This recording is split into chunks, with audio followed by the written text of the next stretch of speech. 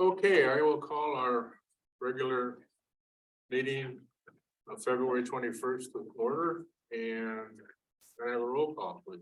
Director Spardonish, Here. Director Giardini. Giardini is absent. Director Logan, Here. Pearson. Here. And Peterson. Present. Would you all join me in the pledge of allegiance? I pledge allegiance To the flag of the United States of America and to the republic for which it stands, nation, under God, indivisible, with liberty and justice for all.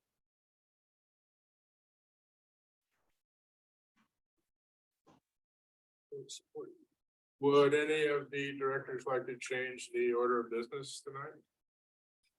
Seeing done, we'll move right along. We have a number of special reports and presentations tonight. Our first one is the California Highway Patrol update. Mr. Stewart, I believe. That's me. Thank you, sir. I'll be quick. I got a feeling that's big. They're all here for you. Bigger things going on. Thank you. Great to see everybody. I'll be here all week. This is our report for essentially all of the month of January. For the Templeton area and particularly areas surrounding the town of Templeton. Total crashes investigated for the period, there were 21. That's up slightly over the prior year. 11 of those happened up on the freeway, 10 on county roads. 17 of those were property damage, 4 injury, 3 involved DUI. There were no fatal collisions for the period. That's on par with the prior year. Both injury, collisions, and DUI involved were the same numbers last year, 4 and 3 respectively. There were 187 enforcement contacts for the period. 175 of those were on the freeway, 12 on county roads.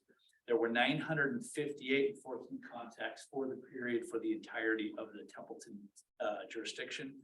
That's up significantly over the prior year, 772. 117 citations were issued in and around Templeton area, 110 of those on the freeway, 7 on county roads. And there were 67 maximum speed violations. That's just in excess of the speed limit. There were 4 citations on the freeway near Templeton for speed in excess of 100 miles per hour. That's up 1 from the same period last year. Generally, we've seen those numbers going down, particularly up on the north end, but it has remained about consistent here in this area. There were 2 DUI arrests. I'm sorry, there were 6 DUI arrests for the period. 2 of those were on the freeway, and 4 of those were on county roads. There were 27 DUI arrests for the entirety of the area for the period. That's up over both 22 and 2021. But there was 21 and 19 arrests. We served 191 members of the motoring public, and that's up over the prior year also. I think I've mentioned once before, at least, we are operating a Traffic Alliance safety grant on the numbered roadway corridors. Citations and other enforcement actions during the grant period are above and beyond the numbers that I've already given you. There were 130 citations issued in the month of January under the grant. So that's on top of numbers we've already mentioned. Predominantly those are on the 46 and the 101. 14 were for violations of registration only. Most of those are movers or other primary collision factor violations. There was 1 DUI arrest during the grant and another other arrest, felony in possession of drugs. And that's our report. If there are any questions. All right, thank you very much. Appreciate it. Does anybody in the public have any? Okay, hearing none, we will move right along to Chief Peterson. Good evening, members of the board. So 2.5 years ago, we took our first steps towards becoming a full-time staff. We had a part-time fire chief, 2 full-time captains, and many reserve firefighters. After Measure A, we hired a full-time fire chief, an additional firefighter, an additional full-time captain, and 1 full-time engineer. During the day, we typically had staffing personnel about 3 people, sometimes it was 2, and a little bit inconsistent as we worked through the process of training up some driver operators. We started staffing those driver operators with captains, and we had a consistent 2-0 staffing during the day, and a majority of the time 3-0 with a 12-hour firefighter. As we continued, it was again 2-0 staffing at night, 3-0 during the day. So as you know, last year we applied for a SAFER grant for 2 fire engineer positions, and we got it. After some pretty competitive testing, we selected 2 internal candidates. We flew the position, obviously, and selected 2 internal candidates that were already driver operators for us. And now we will be 3-0 staffed 24/7. I'm excited, and it's a privilege to swear in our 2 new full-time fire engineers, Madison Harris and Jordan Stewart. Can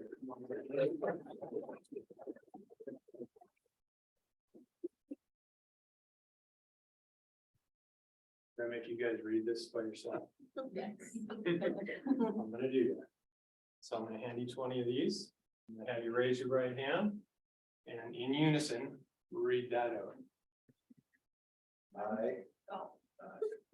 1, 2, 3. I, Madison Harris, do solemnly swear or affirm that I will support and defend the Constitution of the United States, the Constitution of the State of California, against all enemies, foreign and domestic, that I will bear true faith and allegiance to the Constitution of the United States and the Constitution of the State of California, that I take this obligation freely without any mental reservation or purpose of evasion, and that I will well and faithfully discharge the duties upon which I am about to enter. You guys gotta slide this way. I didn't realize you were. Oh, Start over.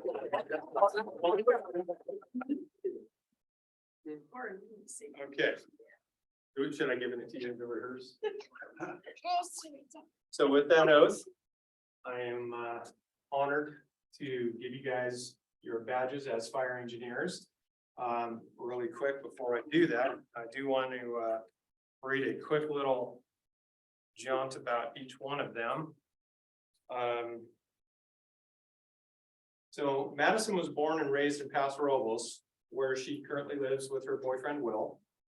Madison has been a reserve firefighter and driver operator with Templeton for 4 years. And so she's honored to be selected for this position to continue to serve the community of Templeton. Madison grew up in the fire service. Her dad, Randy, is a deputy chief for Paso. And has always had ambitions of becoming a paramedic. And after a few ride-alongs with Templeton Fire, discovered a new ambition in pursuing a career in the fire service. Madison has worked in Santa Barbara County and San Luis Obispo County as an EMT and paramedic, and currently works as a reserve paramedic at Cambria Healthcare District, but now we have her full-time. She is also a teaching assistant for the EMT and paramedic class at Cuesta College on her off days. Madison is working on her bachelor's degree, enjoys spending time with her family, stealing the family dog for adventures, and exploring different hiking and camping spots. Jordan, which kind of puts a little warm spot in my heart, was born in Torrance, California. I was born and raised in Paso Robles. He received his bachelor's degree from Avila University in Kansas City, Missouri, and was lucky to play professional baseball for 3 years. He worked construction for 10 years prior to entering the fire service. Jordan and Chantel, his wife, got married 2 years ago, and Quincy, their daughter, was born shortly after. They're outside. Okay. After working in construction, he felt he needed to find a more fulfilling job that helped others. After long discussions with his wife, with friends that are firefighters, they decided to start down the path of a career in the fire service. Starting with his EMT class, then to the Firefighter One Academy, and starting with Templeton, and he's been here since 2019. He enjoys surfing, snowboarding, hiking, and any activity that can get him outdoors with his family and friends. Jordan lives with his wife Chantel and daughter Quincy, and are spending the next couple of months with their respective parents as they navigate remodeling their home in San Luis Obispo. So that's always a fun challenge when you start with the Okay, with that being said, do you have something you would like to pin your badge? Chief Dad. Chief Dad, you're up. We're not stabbing too much. Jordan, you want? Oh, Okay, Ron. Mom, retired dad. Retired dad, yeah. We can still use them over there. You got my phone number. Blessings. Got this one.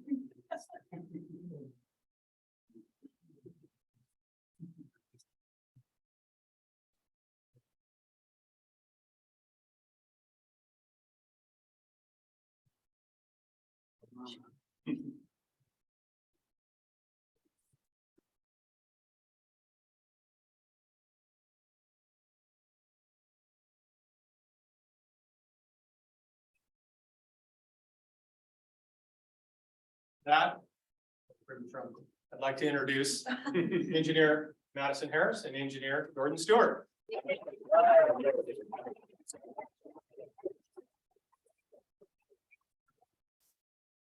guys like to say anything? I'm glad I don't have to work with Jordan anymore. Spoken. I could see that. She's in the right place. She is. But I got nothing else.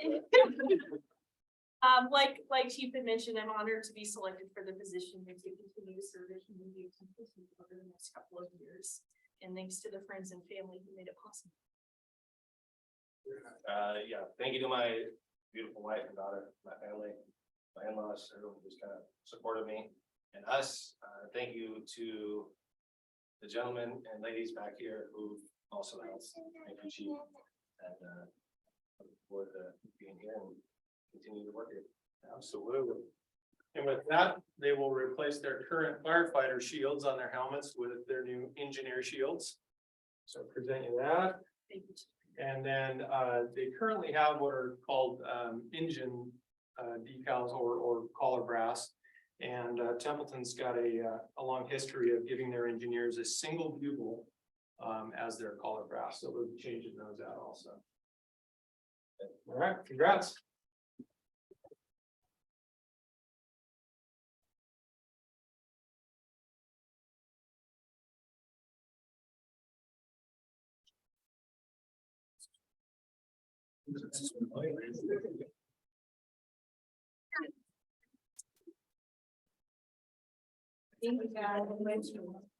We'll take a couple minute break, so everybody.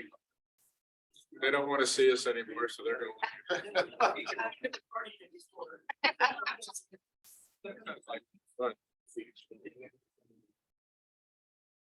Welcome, welcome. We'll see you regularly.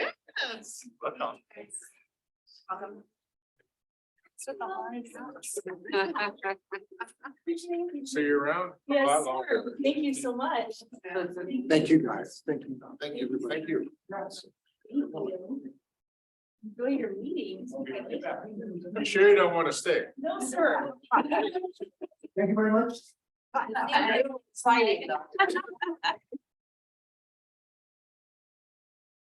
Mine was quick. Take a long time to get in. Fly. Yeah, they were here for us. All right, the next item is the Slow Cog Long Range Transportation and Plan presentation, and I will.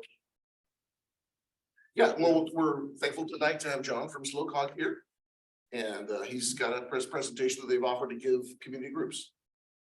Great, thank you, and good evening, members of the board. I'm John D'Annunzio. I'm a regional transportation planner with Slow Cog, the San Luis Obispo Council of Governments. And tonight we're gonna present our long range transportation plan, the regional transportation plan, which is in draft form. I feel like that's the end. Is it possible to go to start with the beginning? his slideshow start from the beginning. Thank you so much. There we go. Yeah, so the regional transportation plan, so this is a draft. The comments will be concluding in April. So there is time, and we're making an introduction tonight of the public review draft. And so I'll be stepping you through different elements of the plan and some different forecasts of the plan. So just backing up a bit, you know, what is SLOCOG? We are an association of local governments in San Luis Obispo County, which is made up of the 7 cities, Rio Grande, Atascadero, River Beach, etc., and the county of San Luis Obispo. We also work very closely with Caltrans. We have 12 elected board members, 1 from each city council, and then the 5 county supervisors. So SLOCOG's primary responsibility is planning and funding transportation in the region. So we also serve as a forum for study and the resolution of regional issues. And we also have a metropolitan planning organizational function, which is managing and distributing federal transportation funding to our region. So every 2 to 4 years, we program funds over about 100 transportation projects. So those comprise Caltrans, the county, and the cities. But tonight we're talking about the long-range plan, a 25-year plan. Some of the programs you might recognize of our agency shown at the bottom include our Safe Routes to School program, the Park and Ride Lots program, regional ride share, 511 freeway service patrol, so the tow trucks that are circulating, that when a driver car breaks down, the tow truck will pick them up and take them off the 101 safely, for example. And then many past transportation projects. So we have a tool which I'll share the website with you in a moment. But this regional transportation outlook tool will show projects that we have completed over the last 20 years, and then projects that are also in the pipeline for a future 20 years, 25 years. We were also partners with the 101 interchange at Los Tablas, the Park and Ride Lot, Vineyard Drive improvements on 2008, road maintenance dollars on road maintenance dollars rate on the main street. So the regional transportation plan, here's some of the California government code section, which prescribes where regional transportation plan, what they're supposed to do. In order for the county or for the cities and even Caltrans to receive state and federal money, the project has to be in the plan, had to be in the regional transportation plan if they want to access those sources. So we look at your local traffic and circulation plans and then those of all the other communities, and we basically pull those plans together.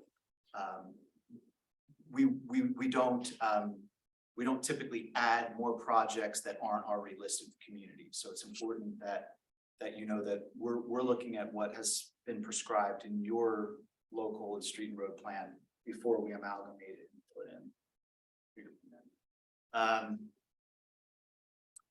Okay, so this slide basically describes that the regional plans, the local plans, including transit, the airport land use plans, and then but we have to work with state guidance like SB 375 and targets for sustainable community strategies.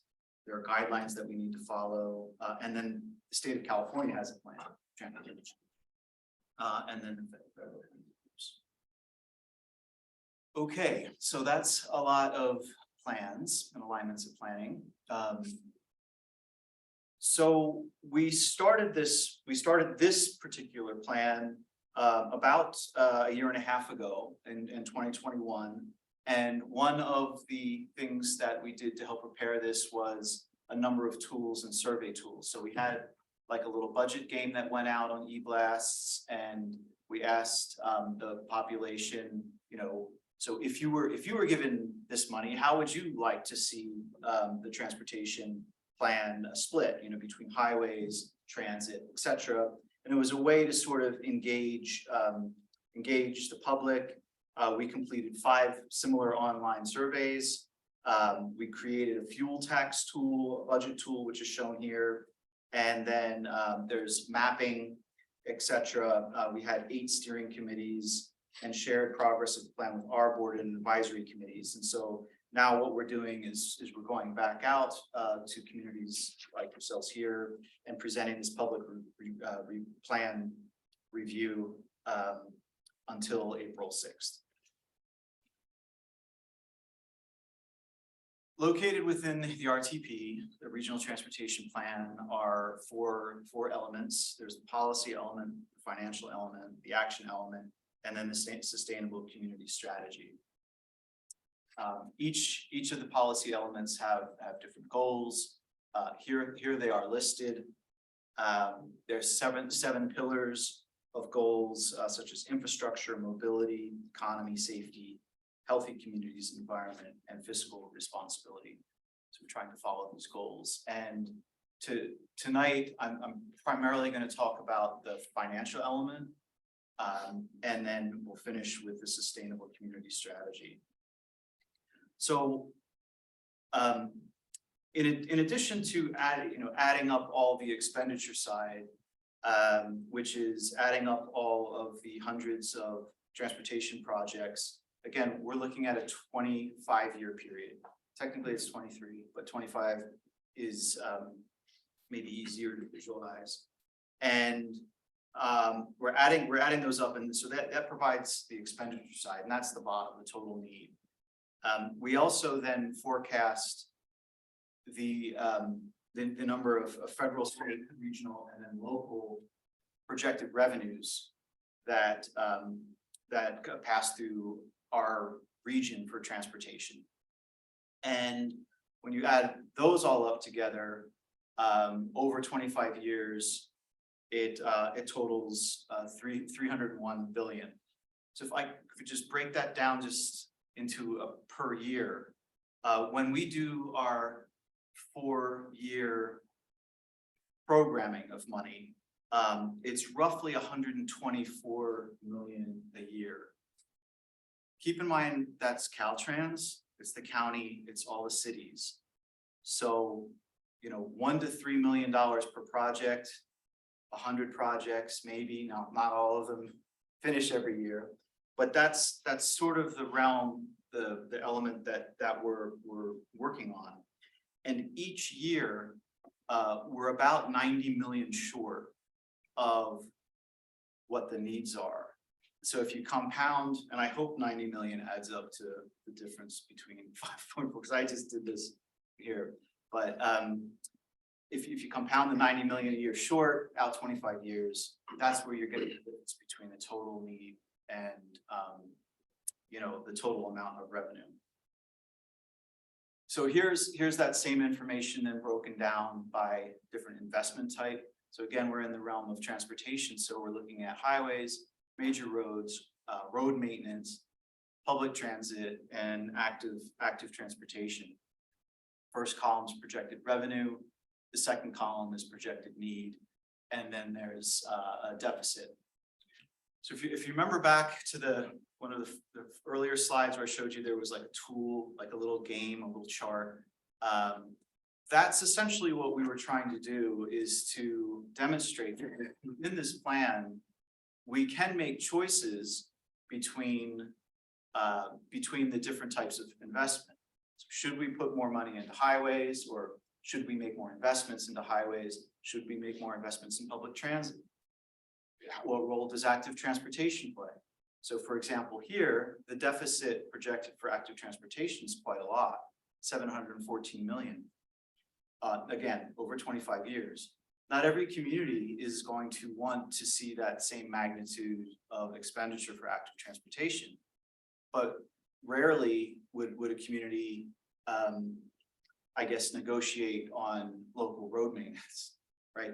the roads need to get built. So some are kind of fixed and some are a little bit variable. But that's the essence of what this regional transportation plan is doing, is we're trying to balance those different investment types and the different shortfalls that we're facing.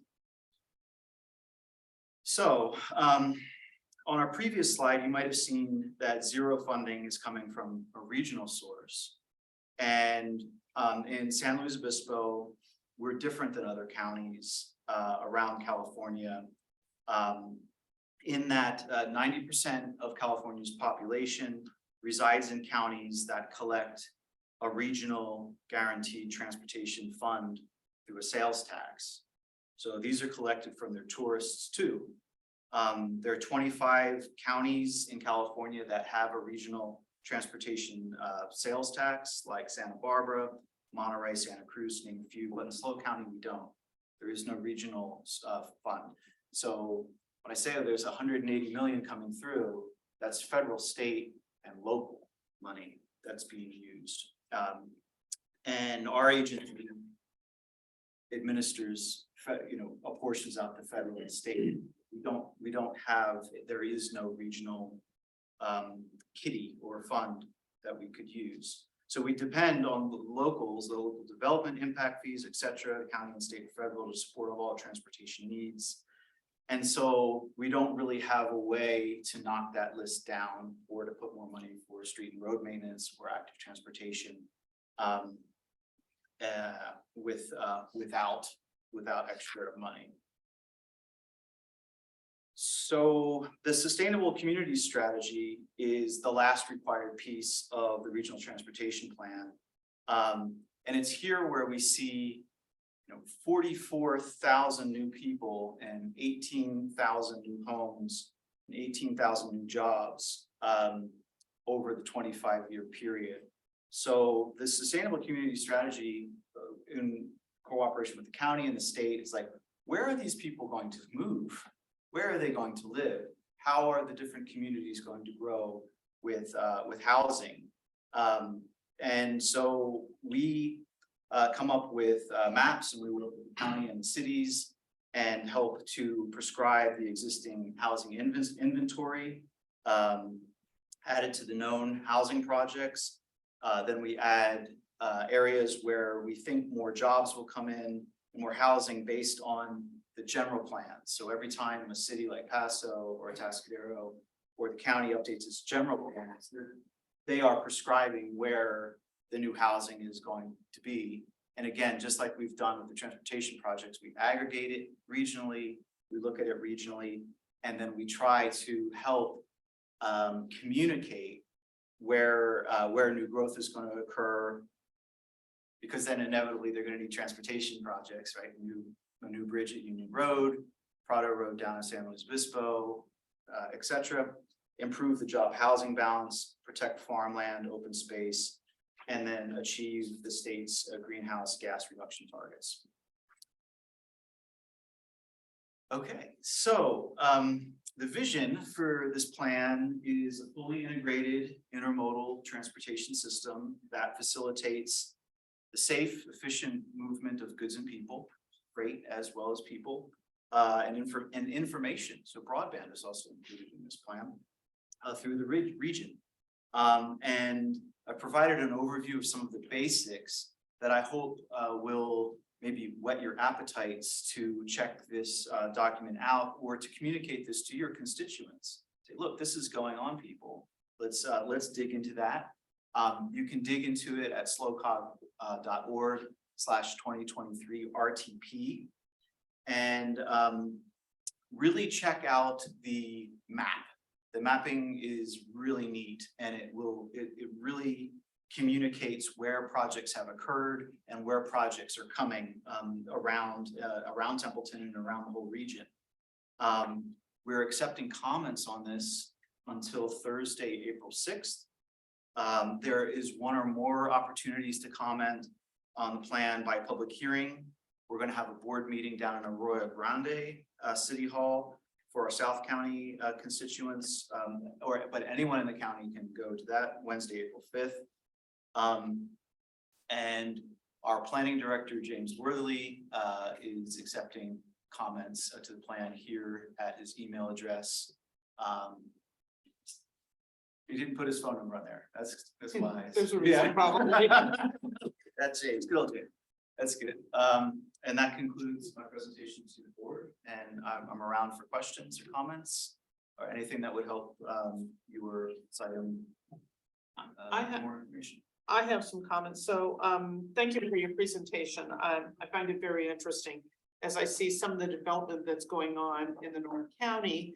And what always comes to mind is where's the roads and the infrastructure to support the additional cars that are going to be brought with that new development. So you mentioned the regional transportation plan, and how is that integrated into Caltrans? Because I know there's been talk about Main Street and Ramada and Main Street and Theater. And we know that at Vine and 46, there's plans for huge development there. 3 hotels, some residential, shopping center, and then aligning Vine with Theater, which is only going to push traffic down here. So I guess my question is how do you marry your plan with Caltrans plans and with the development so that it's all synchronized and in theory to occur at the same time to support that additional growth in population that's going to come about with this development of housing? Sure. It's a very tough question. It's a very good question. Caltrans is by its policy at the moment will not fund expansions on its own, right? So their responsibility is to keep the state highway system that we have existing in as best possible shape as they can, and they do a really good job. When there's safety issues like what was at Vineyard Drive and 46, and then when there were some betterments that they did as part of the highway work up in San Miguel. And they are also currently working on Melsona Road with the county. Those are very specialized exceptions that Caltrans has stepped in and said, we will go beyond maintenance for them. But because of the developer driven growth and economic benefit that the city of Paso and is progressing with at Vineyard and the 46 West, it will be up to the county, the city, and the region to come up with a fair share for paying for what's happening at South Vine, then the 46 West itself, and then Main Street as well here at the north end of your town. So the state the role that they play is in oversight, project management oversight, and then they certify the environmental, but they are not the lead agency like the county is here and then the city of What I'm Paso. hearing you say is that there's really not coordination to say, if we're gonna build 3 hotels in one area and some residential housing, there's maybe development fees that are collected to pay for the cost, but as far as building out the roads as part of the infrastructure, that's not part of the development per se. Well, I think I'm with you 50% of what you, I'm in agreement with what you're describing. The other side of that is, I believe that the developer has to pay for the road through South Vine, but the problem that they're having is joining up to the intersection, and there's there's a ravine there too that requires a small little bridge at the end. Well, the concern is if they do that, it's just gonna push that traffic down into Templeton. And that's where, if you've got that new development, it is going to cause more traffic, more cars. And that I see is that there's not the road improvements to coincide with that development. Yeah, so, I mean, you might remember 5, 6 years ago, the Meetings? the meetings, Yeah. about the intersection improvements at North Main and the various proposals. So the county brought that forward. Caltrans was there. We were also there. I was there. Yeah. And I was there. And it was made known, this community made known to the county its views on how they would like Main Street to progress. And the phasing of which will come first, maybe you're getting at, should 46 West happen first, you're going to have an unbuilt interchange at Main Street. And so for the years that will be required to build, I mean, if one were to happen quickly, it would be 6 years. Well, You know, I think we already know 46 is already a mess at 46 and 101. That's already a problem. And it's just going to be a problem that's exacerbated when they go with this development. That's a concern. But anyway, the other question I have is on the projected needs. You showed kind of the budget and the projected needs. The projected needs are based on, where are those assumptions coming for that? yeah, they are long lists of your capital improvement program. So if we were to go back, yeah, I could control it, but if we're going to go back to the plans, like there is a traffic and circulation element for Templeton and Paso and Atascadero. And in the back, there will be lists of projects. Okay. We have taken those lists of projects and amalgamated them, we've put them together. The challenge is that we can put all those lists together and make a longer list, but then, right, our funding will only take us down so far, that list. And so we have to then make trade-offs on which projects will receive constrained funding and which are left unconstrained. So the big number, or the number that I was showing back, here by investment type, the deficit is where we've been, the needs have outweighed, the constrained projects, and we're not able to work further down that list. And what we're trying to show in the plan, all of those are listed. You'll be able to open up a chapter that says Templeton and see all of Templeton's highway, streets, and roads projects listed, line item by item, and you can go with a ruler and go down them. And then there's also that map for those that work, can like to see things on maps. But the information is presented in two different ways, so that the public can get a sense of what to expect, what's happening, where tax dollars going, where there are shortfalls, and hopefully be able to communicate back, hey, we've been wanting a project, on Vineyard Drive for a long time, and Bethel Road is all messed up. Why isn't that in the plan? Or to say, this project is right next, this project's gonna take a corner of my parcel. What the bleep, don't do that.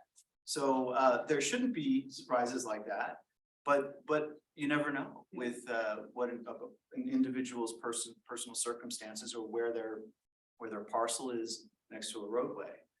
So that's what the plan's trying to do, and these are kind of the higher level, like all rolled up numbers. We wanted to present it to you this way again to induce interest and comment on the plan. Okay, one final question is on the regional source of revenue. Because you had state, local, federal, and county, but regional, and you mentioned that in Santa Barbara, they have it. And then a couple of other counties also have it. So do you see San Luis Obispo County going towards some kind of regional funding source? It would, like many of these things, it would require a measure on a ballot. Okay, so has there been talk of that? We tried to do it in 2016. It was Measure J, that failed by 400 votes. Okay. That would be the course to do it. Yeah. Okay, thank you. That's all I know. Any other question? I have my question on that, so. Yeah. Any, Jerry? Would you define active transportation for me? Sure. So I mean, it's walking and cycling. Okay, thank you. Well, thank you. It was very informative. Glad you came. Okay, thanks for having me. And I'll visit the website. Okay, great. Thank you so much for your help. Okay, next item is public comments. Since we do have public, I will read this. Members of the public may address the board on any items of interest within the subject matter jurisdiction of the board, but not on the agenda today. In compliance with the Brown Act, the board cannot discuss or act on items not on the agenda. However, board members or district staff members may briefly respond to statements made or questions posed by the public. Additionally, on their own initiative or in response to questions posed by the public, a board or staff member may ask a question for clarification. Further, the board may request staff to report back to the body at a subsequent meeting concerning any matter, or to take action, or to direct staff to place a matter of business on a further agenda. So with that, do we have any public comment? Jerry. Jerry, come on, Jerry. I see nobody on, there's nobody on Zoom, so move right along. The next item is our consent agenda, and we have two items, the minutes for the February 7th, 2023 meeting, and the treasurer's report for approving the December 2022 treasurer's report. So are there any questions or anybody want to receive? Nothing? Any public? Nothing there. So I will move that we approve the consent agenda. I'll say. Motion by Director Peterson, seconded by Director Bardanish. I corrected myself. After 40 years, yeah. Anyway, I'm. Roll call. Directors Peterson, Aye. Bardanish. Aye. Director Giardini is absent. Logan Aye. and Pearson. Aye. Okay, motion passes 4-0. Next item is the business item. Mid-year budget review and adjustment. Yeah, Well, Natalie Klotz here tonight, but I just want to make sure for anyone who's following along with this item that we updated the staff report for this item today. There were some a handful of changes that we wanted to incorporate, and the revised version was passed out to the board and is available on the website. They're all the changes are noted in the yellow highlight. So Natalie's here, she can move through this, and we're happy to answer any questions that you have if we don't cover the item you'd like to hear more about. Okay. So staff has reviewed the current 22-23 operating budget. And based on our review, staff is forwarding to the board of adjustments for consideration. Afterwards, it is recommended that the board by motion approve the recommended budget adjustments. And so if you want to turn to the second page that has the, let's see, was revenue budget adjustments. I'll kind of just go fund by fund and put some of the items that had the larger increases. So for the water fund user fees, we're reducing the revenue by $40,000, and that's just due to less water usage with our customers. For service charges, we're increasing it by 10,000. And that's just because we've had a number of delinquent accounts, incurring fees and then, just more green door tags going out. For water grant proceeds, we're increasing that by $16,080, and that had to do with, the storm in 2021. We, finally received money from Cal OES on our storm damage. For sewer user fees, we're recommending an increase of $110,000. And that's due to a number of additional accounts, by people's self-help, that were connected. And then for service charges, increasing that by 10,000. And that's the same as the water service charges, just increase in door hanger fees and service charges. For admin, a decrease in $500. We just haven't had any boardroom rental in this room. Really having a hard time picking that up after COVID. The fire fund, a decrease of $31,104. And that is due to when we prepared the budget originally, we had the SAFER grant. That was gonna start in January, and we have it starting in the middle of February, and so we're gonna have less revenue, but at the same time, less expenses to offset it. For miscellaneous income, an increase of $128,500. And that is largely due to the reimbursements from the out of county assignments that the fire department went on this year. We also received reimbursement from SDRMA for the fire station. We had some damage and received money back for that. And then we had increases from property taxes of $33,759. And then an increase of $5,000. That'll be offset in the fire expenses, and that's for a purchase of a shed that'll be going out to the training facility. Oh, let's see, in Park Rec and Solid Waste, we have a $20,000 increase in franchise fees, and that's just the district's portion of the increased solid waste rates that recently went up. In program income, a decrease in $6,000, and that has to do with rental income down since the library moved to its new location. Increase in property taxes, that of $12,228. That's just the overall increase, more than we anticipated originally budgeted. We have a $26,640 increase. That's just, we had great higher soccer enrollment this year. And then for program income for basketball, a decrease of $5,000, and that was just, we had lower turnout enrollment for basketball. If we go a couple more pages, we'll go over the expense budget adjustment items.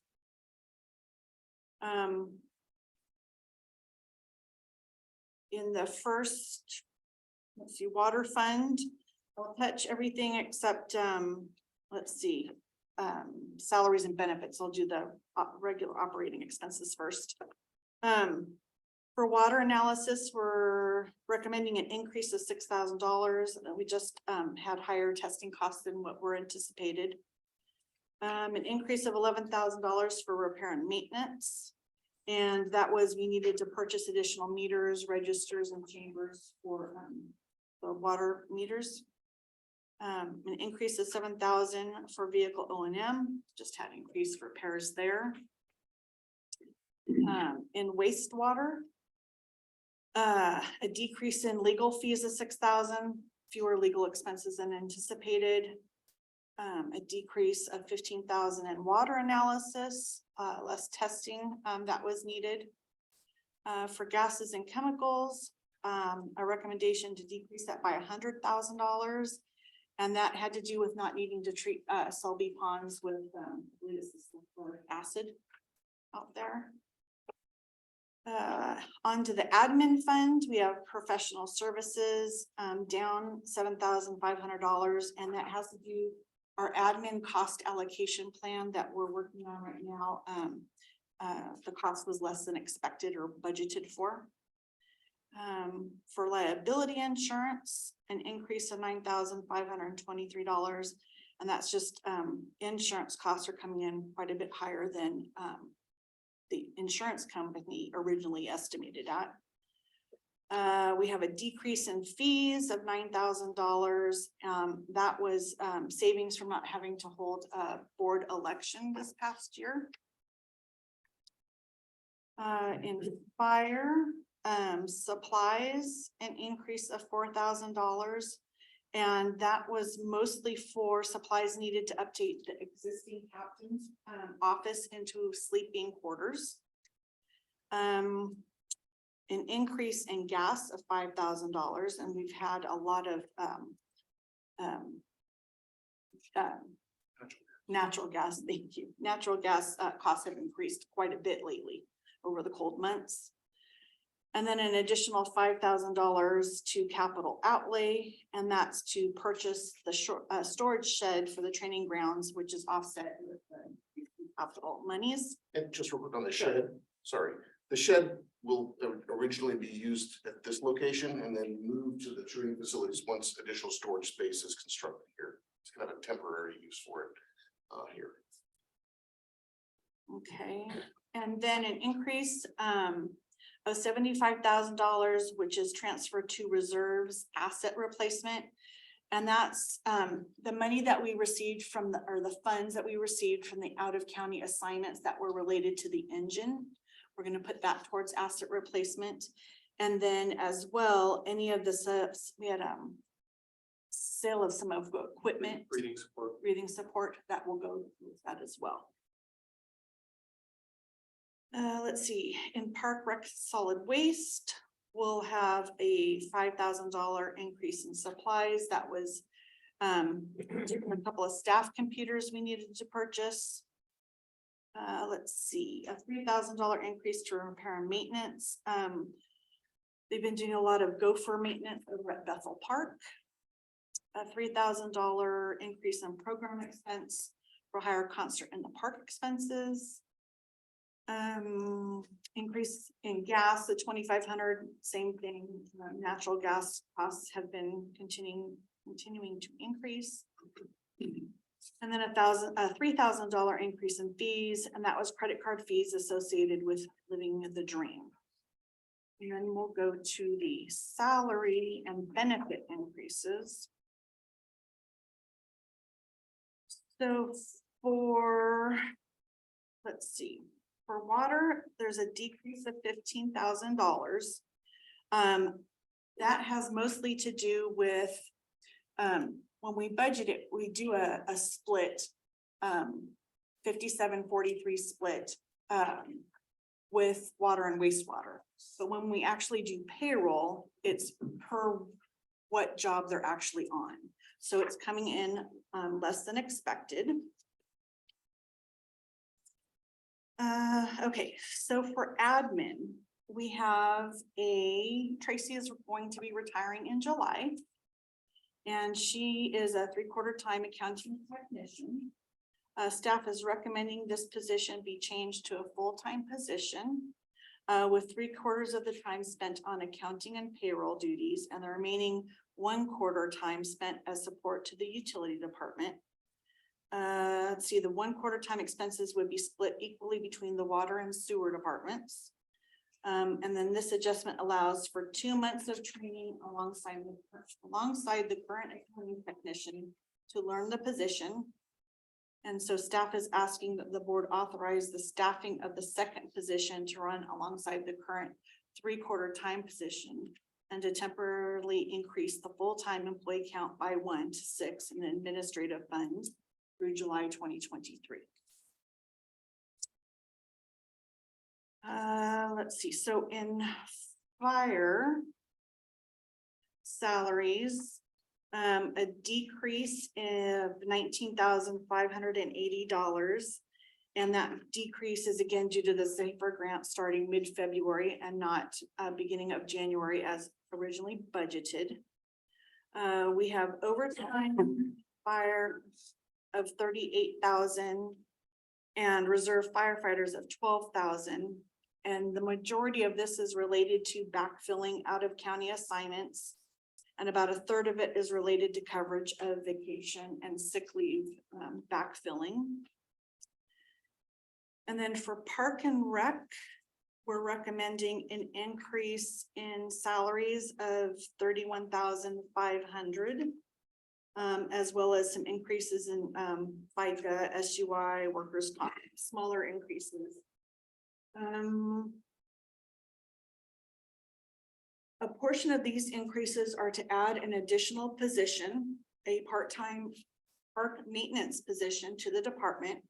Oftentimes, the utility staff will help with park maintenance items at an increased cost to the department, which makes up the additional budget increase. One of the Parks and Recreation's core strategies that was adopted in the 2020-2023 strategic plan was to ensure that increased staffing included improving park maintenance. And I think I covered most of the highlighted larger items within the adjustments. If anyone has any Thank you, Dan. questions? Does any board members have any questions for Natalie or Jeff? I do. Going back to the fire, the grant proceeds, it actually decreased by $31,104. Is that part of the SAFER grant? Yes. And is there a reason why it decreased? So when we budgeted originally, we thought we were gonna start like the first part of January. And so since we just brought our first one on, yes. Yeah, actually, the SAFER grant dictated when we could start. And Okay. so once we actually signed the SAFER, once the board approved moving forward with SAFER, all the documents had a point in time, I think it was February 18th or something, it was the It start was a date. timing issue. We have a month and a half. Okay. So we'll get that same amount of money, the grant didn't Yeah, change, yeah, it'll yeah. just be 3 years from now. Yeah, understood. That's what I wanted to make sure. So, and then also with regard to the community service center, and do we have anything? Because we don't have a newsletter per se that goes out to the public to say this facility is available for rental. Do we have anything posted at that location? Don't think so. It's a great question. We certainly, if we don't, we can certainly come up with a post. Yeah, because I think it'd be nice to have something But there- posted so that the public knows that it is available for rent. And how they can go about renting the. facility. Yeah. This room and the rooms Yeah. at the recreation center, we can update a flyer and post that at those locations. We have a bulletin board at this location Yeah, and one on Main Street. okay. I think that's all I have right now.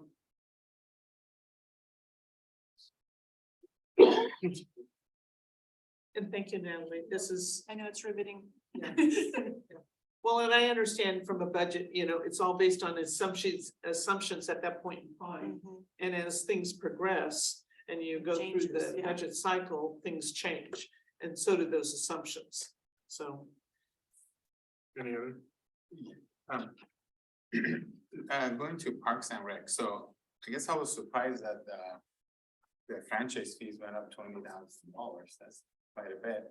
Well, so just keep in mind, we get 10%, right? 10%. Well, franchise, the rates went up in April of last year, in July, and then they're going up again in April this year. So is that included in that, or are you guys, this assumption? It's gonna be, it's even gonna be a little bit higher. But only for 3 months. We'll only get 3 months of that new revenue. Okay, all right. And then, then going to Parks and Rec expenses, are there not any additional expenses that we incurred because of all the, waste, new registration, AB 1380 and anything like that? And did we incur any additional? No, and we had some legal costs and things like that, but nothing that was related to these adjustments. So, all right. The big expense is, as Natalie mentioned, we're here's what we've faced is the turnover that we're having in parks maintenance is really costing us a lot of money because we've had in 2022, we've had 3 different people, full-time employees doing that position because we lost people twice. So what ends up happening is it's not a savings like it might be somewhere else because we don't backfill. Is the work still gets done. It's just we're sending over a utility operator to the parks to do that work. And their pay rate is quite a bit higher, like 50% higher, up to double what we pay parks maintenance. And so for that 3 weeks or 5 weeks or 6 weeks, a utility operator is doing that work. So we had last year, 2 times we had a break due to turnover, due to staff turnover, and sending over a more highly compensated employee to do the same work.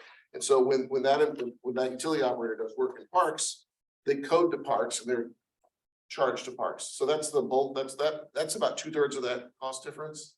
And then about 1/3 additional amount is our proposal to add a halftime maintenance worker to do 2 things. One, to shore up we know that the quality of maintenance has been in a state of decline for a while, and that was a goal of the board.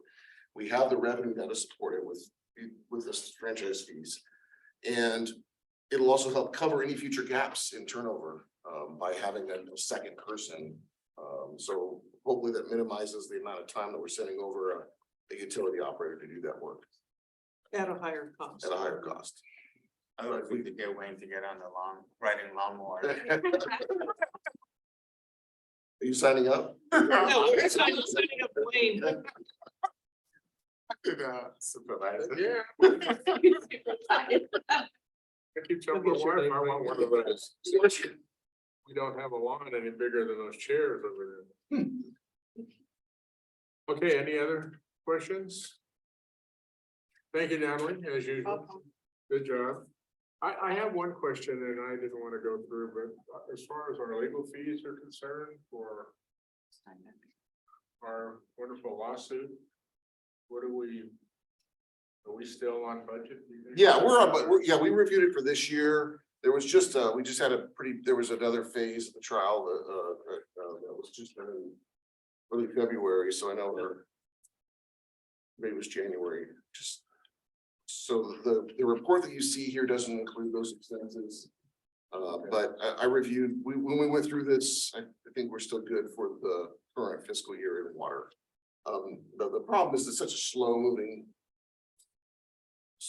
trial, maybe all trials are, but this one in particular that there's like 2 or 3 more phases that are expected and the judge hasn't even set the calendar for them. And in order to get on that judge's calendar, it's like 8 months out or a year out every time. Okay. All right. So I don't think we're gonna be wiped out this year, this fiscal year. Are we gonna do a tour here now or? I was gonna do that during your review of the activity updates. Okay, all right. Okay, Jerry? General managers report. Well, wait a minute, I'm gonna make a motion that the board accept staff's report and the proposed revenue budget adjustments for mid-year 2022 and 2023. In addition to the staffing recommendations that are outlined in the staff report. I'll second that. So we have a motion by Director Logan, seconded by Director Peterson. Roll. Directors Logan, Peterson, Yes. Bardonish, Aye. Director Giardini is absent, and Pearson. Aye. Look at that, 4-0. Now. Okay, just a few items I wanted to, these are all things I've kind of shared with you before, but just wanted to make note of them. We are in the process of working with FEMA and Cal OES to have our storm damage reimbursements considered. I think I might have mentioned that if we had a smaller amount, we probably should have passed on this effort. We probably should have passed on the effort. It's really, it's just a lot of bureaucracy working with FEMA and Cal OES and they don't even want us to talk to one of them unless they all can become available at the same time. And it's just, it's amazing how much resources the federal government has to send our way to help us.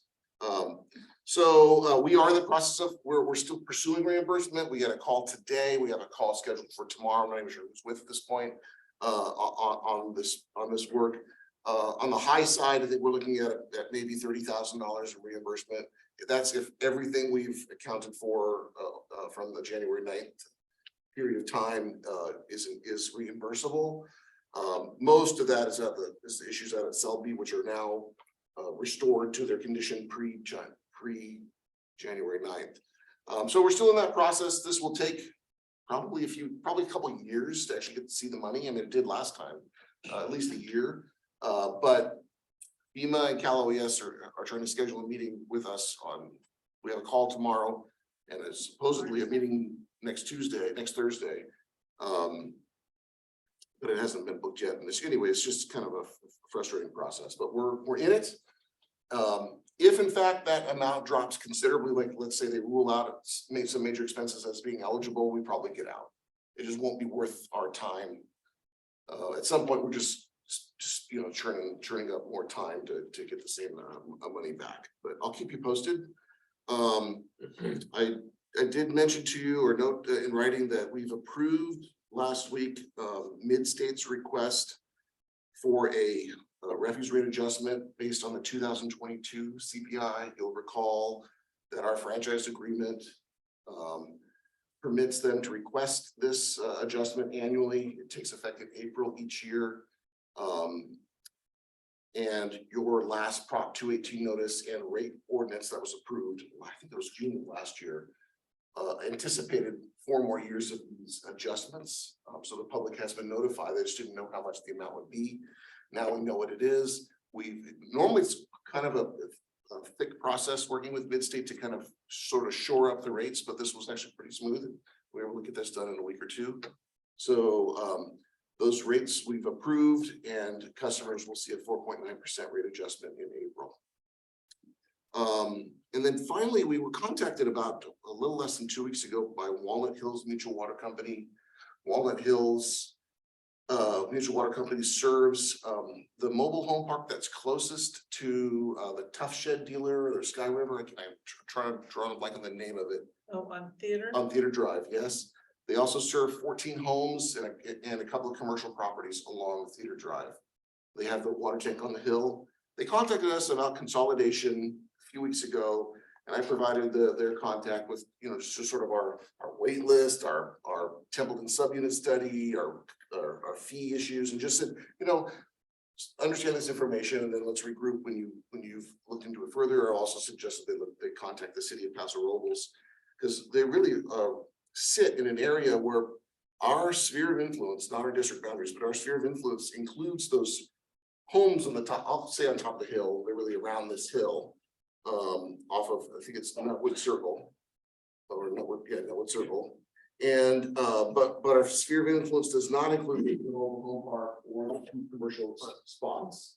The city of Paso Robles boundaries actually overlies part of the Mutual Water Company's boundaries, where Daylight Home and Patio is. That's in the city limits, but it's served from a water perspective by the Mutual Water Company. So it's it's sort of a strange little island right there where we all kind of abut one another. But then surprisingly how fast it happened.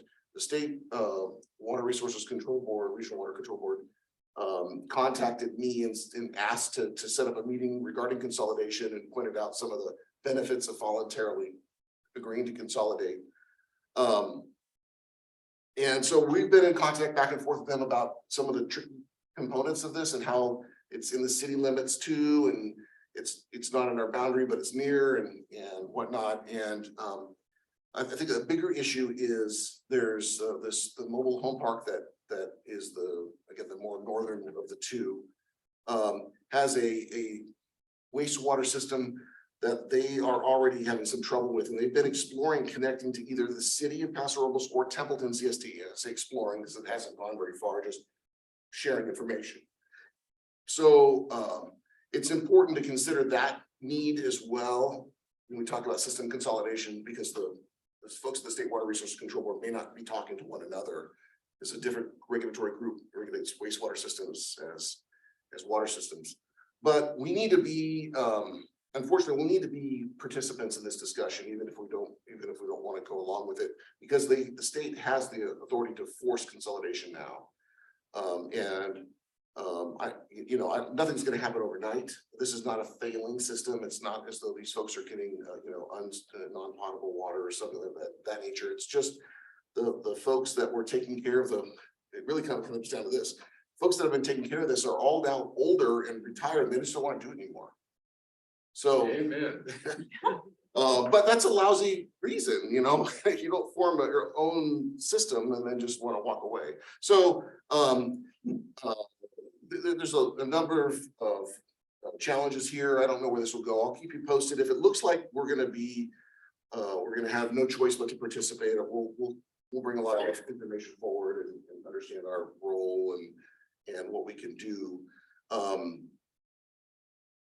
From a water supply standpoint, they have their own wells and such, but if we consolidated, they would need to be connected to our system, so they have the redundancy of the district's system. So wouldn't Labco be involved Yes, in they will. this? Okay, so are they now involved or? Not yet. This is all just within the last couple of weeks. Okay. I think really, before it gets too sloppy, we just need to get the technical folks, because they don't just say there's a water problem, but it's really more than that. There's a wastewater problem, and there might be a water problem. We are, again, our infrastructure is, nearly abuts it, and so does the city of Paso Robles. So there's, I don't know where this is gonna head, but I wanted to share it with you because now that the State Water Resource Control Board is using drop in the terms of consolidation, that really what the state wants to do is just have way less systems out there. Well, it sounds like it's so small, they're just an island out there on their own. So, I mean, it doesn't make sense in my mind that such a small little community. Well, there's like 200 mobile homes in that. But that's still pretty small. to Yeah, have I your mean- own wastewater and own water, for that kind of population. Yeah, it predates all the development on Theater Drive and stuff. So, I don't know the history about when it was formed. They are an active participant. So I think what it comes down to is my contact there historically has been somebody who's since moved away. And, but they are a part of the Atascadero Basin Yeah. GSA. All the mutuals are jointly represented by one party. And they have been engaged, for that was 2015, 16, 17, when we were developing all that. They were active at the time, but Dale, the person who came and contacted me, is somebody who I don't remember meeting before, but basically he's saying that, that's what's motivating them, is they just want to kind of retire from running this little water company and, but not thinking about all the other. Well, I would also Challenges. question is how solvent they are as well in terms of the rates that they charge and Yeah, the infrastructure, how stable is that infrastructure in terms of in need of maintenance? It's really Because just. we way could too be soon to taking worry. on a hornet's nest Okay, and having to jack up the rates. So, I mean, when you say consolidation, does that mean that, so we basically will be taking over, or do they still want to have some sort of No. say? Consolidation means that they are now part of us. So, okay, so then their board dissolves, so we will We be. technically did this. It was not as complicated because Santa Lucia School was technically its own water system. Okay. And when we allowed them to connect, the state views that as a consolidation. Okay. We abandoned all of their system, right? We just gave them a new connection to the district. That was just one connection. This is a little simpler. So, This yeah. is the same kind of concept, but it would be to all of the So connections. that's my next question. So does that mean that they would have to get water connections to us? So that means do they have to pay the? Go through our water system and Yeah, our sewer so- system. Yeah, Unless so we do they have to maintain, pay the unless water we maintain units? it, which doesn't make sense. I'm sorry, what was it? Oh, do they have to pay the water unit fees and everything that? Yes, I would argue they would, yes.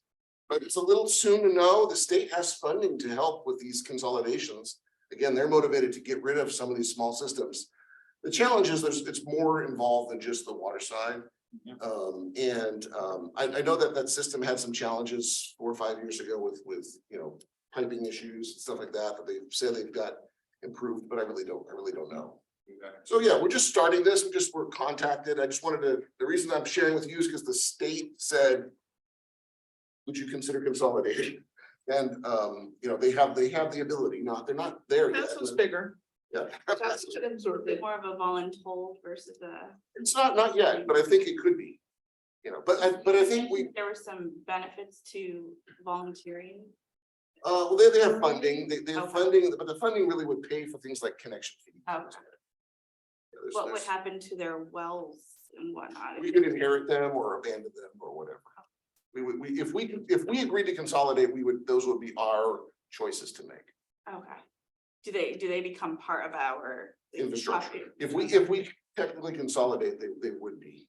Okay. But again, this is really early. And I think because the city is right there too, and in fact overlaps part of their service area, there's probably, it may make more sense for the city to take them on.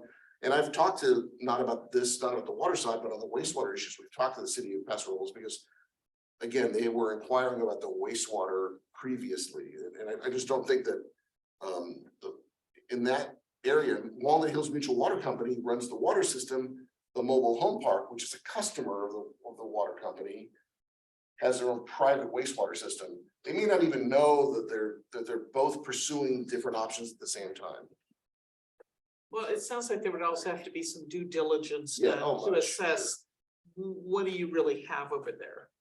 Yeah. Um, I'm sure this is the state has said that they were they're gonna contact the city of Paso Robles, and they agreed that you know, a meeting of the minds with all the parties makes sense. So that's, I'll keep you posted if that happens or when it happens and where it might go next. I don't think anything will happen soon. And the water, I mean, on the good news side, this isn't the case of, again, a failing water system. It's really just a case of folks who want to get out of the water business.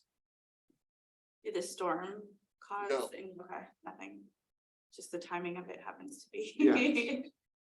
I would even question though the operations and I would want some due diligence done to say, what would we be inheriting or taking over? Sure. So I would not necessarily want to say, oh, let's volunteer. Yeah, for this. no, we're not I volunteering. think the state water board has an incentive to make it look attractive. Yeah, no, it's not as something that on the surface is attractive to us. And ignoring all the things you're talking about, the reason I'm concerned is, one, does it put all of the folks who are waiting for water further behind? Even if we can count their existing demands as new supply, which, you know, with some technical research we may be able to do because they're already being served. Our policy requires that we have a buffer on top of that demand. And we certainly wouldn't have that on this. We would new lose it. demand. So we would be making a dent, you know, or postponing the release of new units for some period of time. Just because of trying to build up the buffer for these new users that are not really part of our system today. So Well- that to me is the first policy hurdle to kind of figure out if we can cross. So we'll see where it's possible the city's prepared to just take them on or wants to, I don't know. But whatever happens needs to be coordinated, and if someone's gonna take on the water side, they need to be prepared to take on the wastewater. And vice versa. The package deal here. Do we have any, I guess, legal protections if we are being mandated? Is there something that we can do? You know, I don't know. This whole issue of the state having the power to force consolidations is pretty new. And I'm not familiar with, I don't know how many times it's been done yet. This is sort of what happened with San Luis School. But they came to us too and said, hey, can you take them on? And that's when we advised the school to get on our wait list. And then ultimately, we didn't wait for the state to force that. We amended the code and figured out a way to make it work, you know, voluntarily without, and then there was the incentive in terms of the grant. I'm not aware of, you know, at least locally, this actually being forced on anyone yet.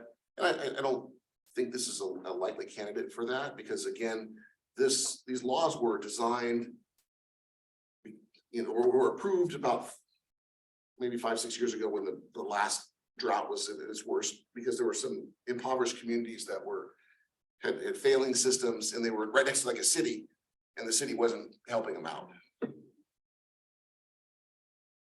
So that's not really the case here. So I'll Okay, keep you posted. thank you. Those are the only items that I had notes to mention. Okay, under Jerry? Under committee reports, we have the Water Resource Advisory Committee meeting report. Any questions? Okay. Jerry? Our activity update reports.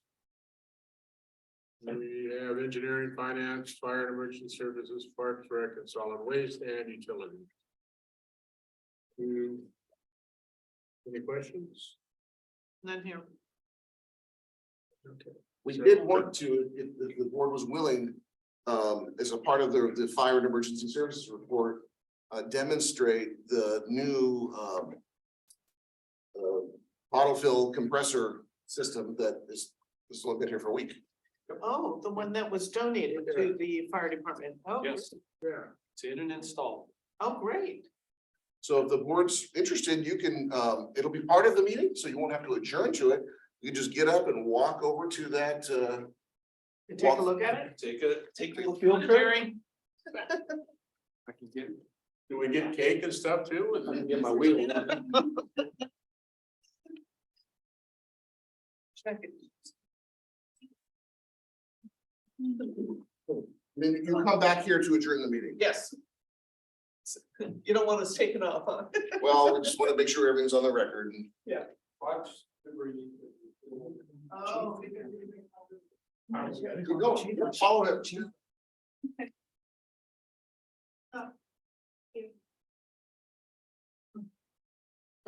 After you.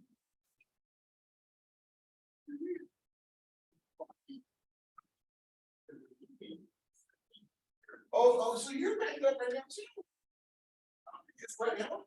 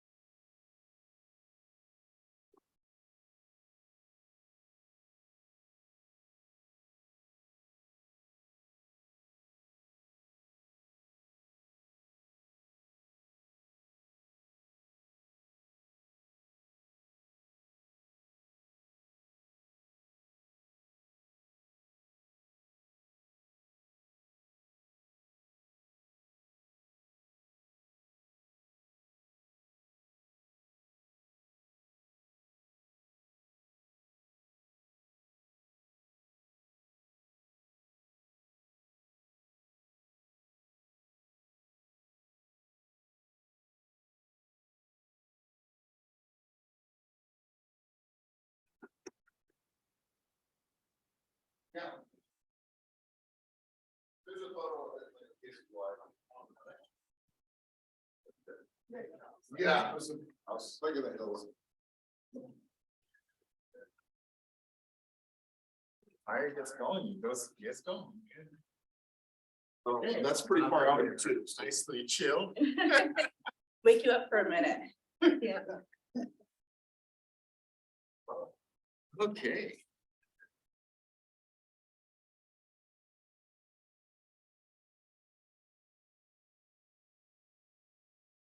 Okay. Really interesting. Thanks, Tom. You Appreciate it. absolutely. Moving